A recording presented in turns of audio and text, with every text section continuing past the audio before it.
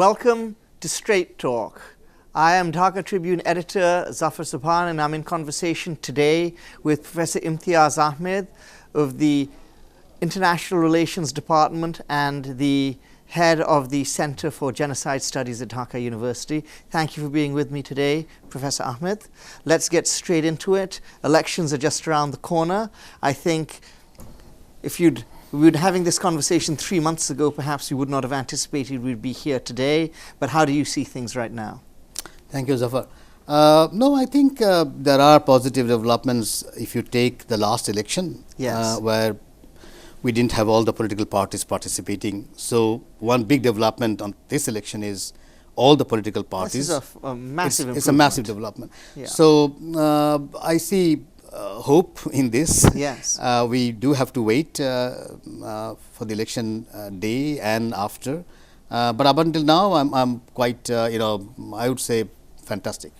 No, and I would agree that compared to 5 years ago, it's a night and day difference. Not only do we actually have a fully participatory election, in the run-up to the election, you had the opposition and the government sitting across the table, negotiating the finer points. I mean, of course, was the process perfect? And is the process perfect even now? Of course not. But, everything's comparative after all.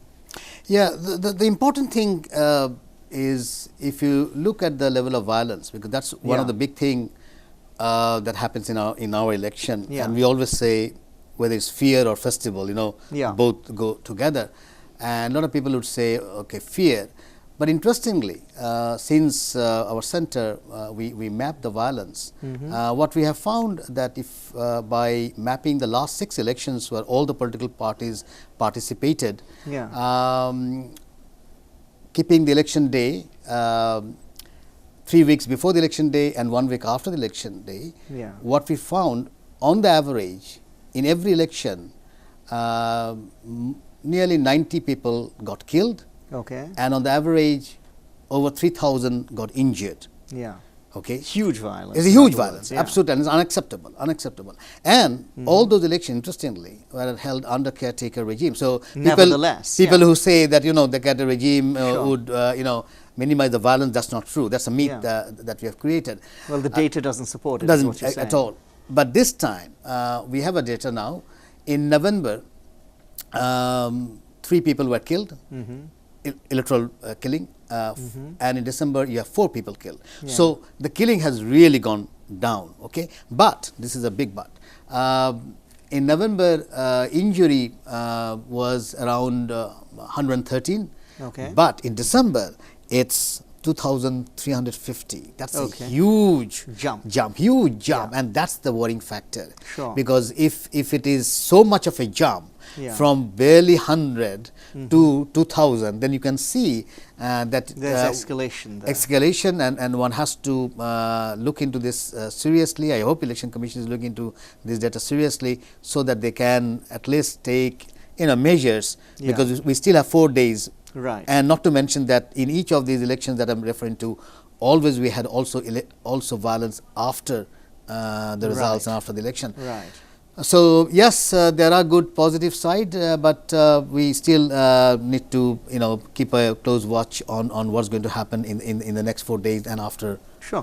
I mean, I think what's different, it seems to me different this time compared to previous elections, is that one of the things we're not really seeing is we're not really seeing a lot of the opposition people being able to come out and campaign. So, if you look around Dhaka city, for instance, so in fact around the country, I understand, talking to my district correspondents, oftentimes you won't see much postering, you won't actually see the candidates out there. So I think that's something which is a little bit different.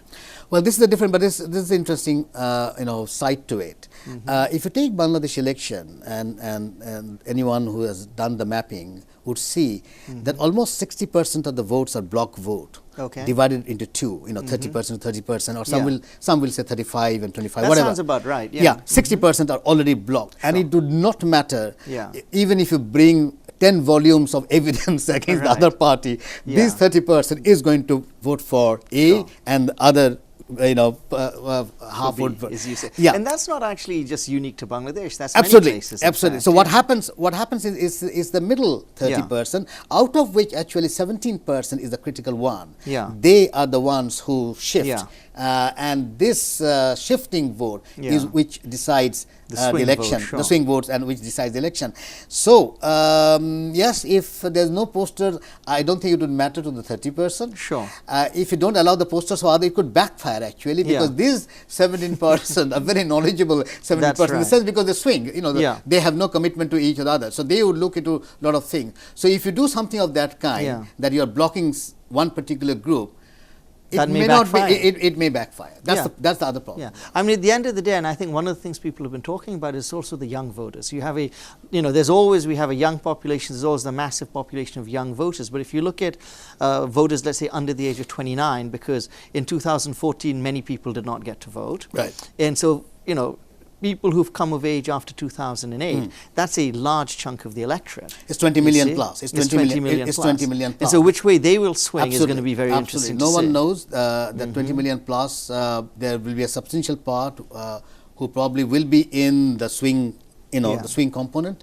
And more importantly, this is one election where you have the 3G and the smart mobile phones. Well, or whatever. Do you think that's going to continue to be turned on? No, it doesn't matter whether you have it on that day or not, and I think that would be quite naive for them to reduce it to 2G or whatever, because for them that has already worked. Yeah. Because the 3G communication has worked in last 6 months. Yeah. So these new voters are well qualified to decide to whom they are going to vote, because they have been with this smartphone for last 6 months in a very big way. So if and that's what we hear, that the Election Commission is going to bring it down to 2G or 1G, I would say that would be naive, because that's not that would be a folly. In fact. Absolutely folly. It never occurred to me actually, but that's just a very good point. Yeah. People who are used to having it, they'd be like, wait a minute, and if they're a marginal voter, that could push them over the edge. Exactly. That's one point. And the second point, you can't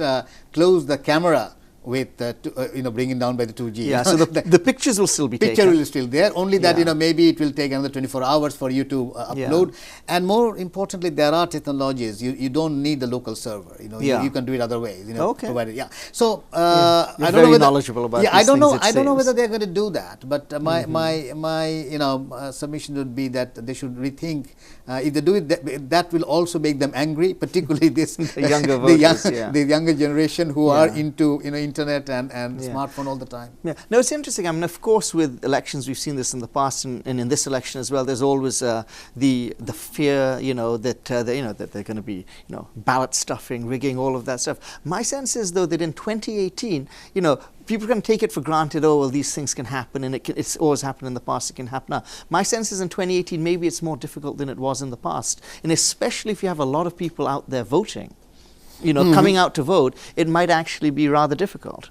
Okay, this is interesting, because even with, on the average, 90 people getting killed and over 3,000 getting injured in 1996, in 2000, in 2008, still you had more than 74% turnout. So people came out and voted. So death or injury did not stop people to come out, and that's a good reason for that. Because this is one day, the chunk, as I said, the block people definitely would come. 60% would come in any way, because they're part of the system, let's put it that way. The middle 17 to 20% think that that's the one day they have in their hand to make a change, or they have the power, because it's their voice. Absolutely, and they know that they're pretty sure about that. So if anyone says that fear will keep the voters out, it has not happened in the past. So I'm pretty sure it's not going to happen here. Now the fear factor is really interesting. Fear is something, once it gets into head,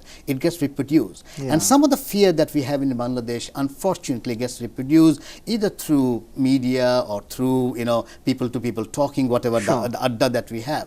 But even if you look at the a good example would be terrorism. Bangladesh has a kind of a negative image on terrorism. But if you look at the World Terrorism Index of 2018, the current one, there are 3 South Asian countries in the first 10. You have Pakistan, number 2. You have Afghanistan, number 2. You have Pakistan, number 5. You have India, number 7. Right. We are not even the first 10. We are number 25. But it's just the perception. Exactly. We are number 25. Even the United States is 20. They are much more, risked, but nobody is going to say I'm not going to go to New York. But the moment it comes to Bangladesh or Dhaka, they say, oh, there are a lot of terrorism. So somehow we have not managed this particular, because as I said, we are not into evidence. We are not into facts and figures. So since oral people, this perception is the thing. If you just hold that thought for now, we're going to take a quick commercial break. But I will we'll talk about this a little bit more afterwards. It's a very fascinating point you raise. Please join us after the break. This is Zafar Sobhan in conversation with Professor Imtiaz Ahmed. Thank you.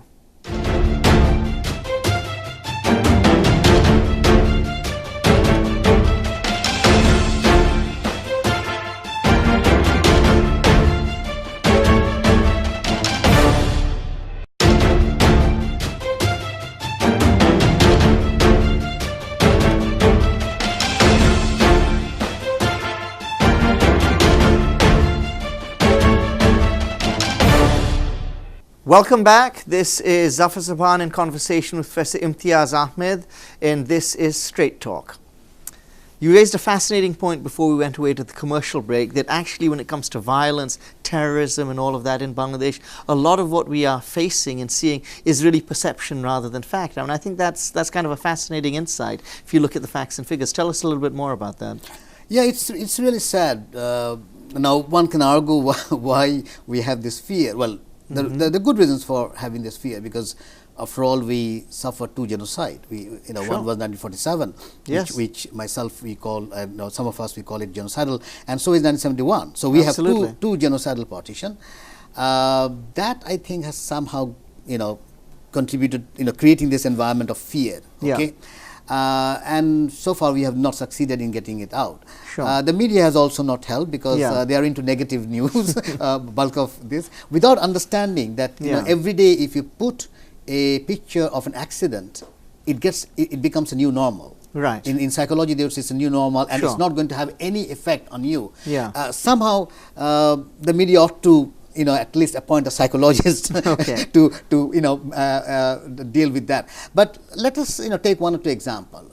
Some of the checkpoints that you see in Gulshan and Banani, and doesn't make any sense. I don't know why they have it, because the kind of terrorism that we have, they're not stupid enough to come in a broken car, because they don't check the Pajeros. I've seen, they hardly check any SUVs. They check all the broken cars and all the three-wheelers. Why you do it?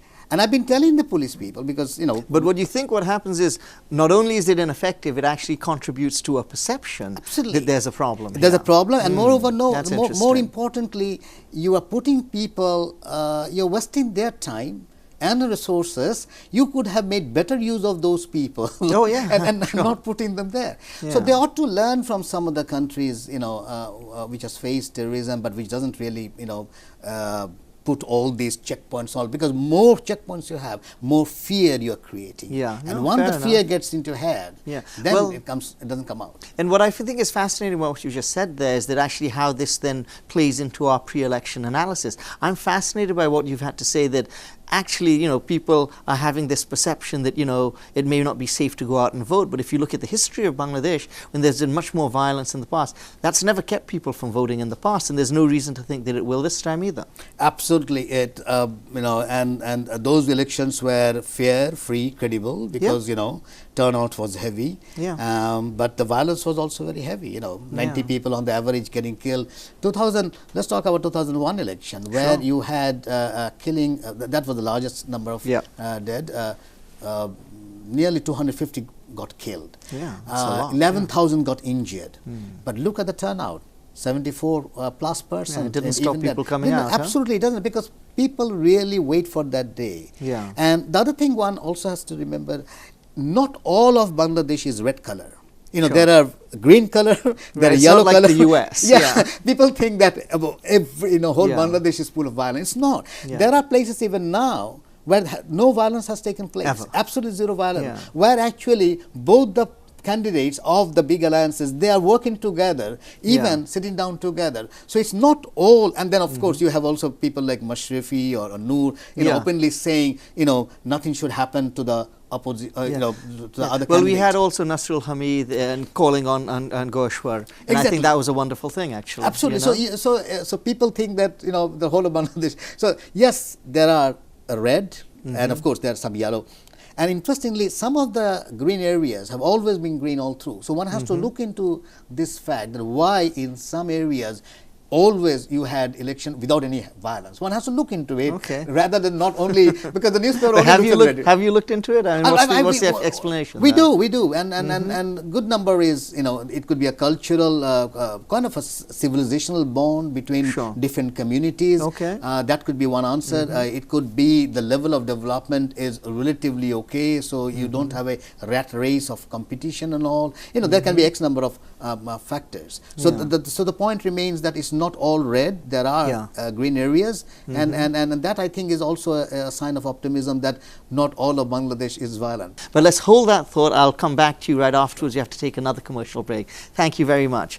Please join us after the break. This is Zafar Sobhan in conversation with Professor Imtiaz Ahmed, and we shall see you shortly. Thank you very much.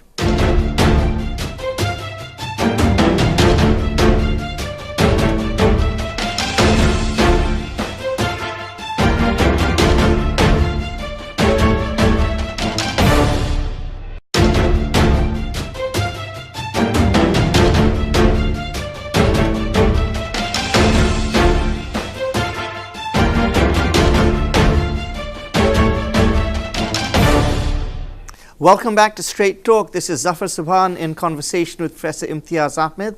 I mean, I think here's the thing, and one of the things which I'm hopeful about is that, as we said, if we do have this election, you know, if we have a representative parliament, I think there's every chance that we will have a representative parliament, then slowly we can now start addressing these issues. I mean, that's kind of the sine qua non, right? Zafar, I don't think it's going to come out automatically, because there is a kind of a confluence of interest on both sides. Both sides have a huge business. This is something Eisenhower way back, warned the U.S. of having the military-industrial complex. Okay? Absolutely, yeah. We don't have the military-industrial complex, but we have a political business complex. So the political business complex is as bad as the military-industrial complex, and it came from a military person, and Eisenhower was a military person. So I think it's high time that the politicians should understand that they're losing ground, because if you want to make a Bangladesh, one has to also, I have to flag this, that this is 7th largest country in the world. Let's put it. It's not a small country. Absolutely, we got to start thinking of ourselves as exactly. Big. It's the 7th largest country. It's number 2 ready-made garment producer in the world. Some of the Human Development Index, we are better than even India. Not to mention, Pakistan is now saying that Bangladesh is the model. We have to follow Bangladesh. So look at this scenario. If you look at the scenario, you need to have the politicians back, because if you have the business people, they are going to draw back. The reason is a simple one, because 30% block vote. What they will do, they will all invest on that 30% block, and not the rest 70%, and that's the worrying factor. So how do we get back to that then? I think the political leadership, this is where the leadership counts. This is where, you need someone to come up. You need a Lee Kuan Yew, for example. Let's talk about Lee Kuan Yew, a former Communist Party member, don't forget, and look, the professionalism he has created within the party. Yes, his son became, but even his son said no more in the family. So the whole party became very professional, and whole structure, if you look at the bureaucracy and all, is highly professional. You don't see patrimonialism. You look at China, another very hard line, authoritarian people will say, but look at the professionalism they have created within the party. You will not see children of Deng Xiaoping roaming around the Communist Party. So the point I'm trying to make is that if you want to go for a 10% growth, if you want to make this really a developed country, you need to be professional. The only professional body I see is our military. But that again, people will say beyond brigadier, there has been some hiccups, but my point is, we don't see professionalism in other bodies. Not even my university. There also you see a lot of political politicking has got into. And I use the word partydemics. So the partydemics have taken over. And that has really created problems for the university. No, but I mean, has it always been this way? Because I get the impression that if you look at, like, the universities or the judiciary or the administration or, the law enforcement, there was a time in all of these organs were actually a little bit more professional and a little bit more neutral, and they're able to be more professional and neutral than they are today. Is that a perception on my part, or is that actually borne out by the facts? Well, they say the Gresham's law is very important. Okay.